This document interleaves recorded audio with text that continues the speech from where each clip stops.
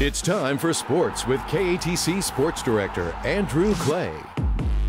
The Cajuns didn't have long to wait to put last night's heartbreaking loss behind them. Louisiana once led 7-1 over 12th-ranked Southern Miss before losing Tuesday. Brock Batty making his first start of the season tonight. He surrendered a home run last night, facing just two batters in relief in that loss. His offense gave him an early 6-2 lead. Hunter Castles here ropes one to center, but Fred Franklin there for the diving grab. You might want to get that on SportsCenters.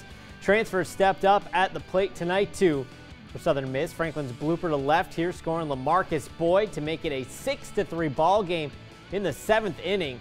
Same inning, bases loaded for Matt Wallner. We know what he did last night. He hit the walk-off. This time it's a shot to Zach LaFleur. It goes off his glove. It's an error. Gabe Montenegro scores. It's 6-4, but the Cajuns with a squeeze action here. Kevin Bourgeois bunting to score. Daniel LaHare make it 7-4. That's all the Cajuns need. A big win over a top 25 team tonight. Cajuns hosting UTA this weekend.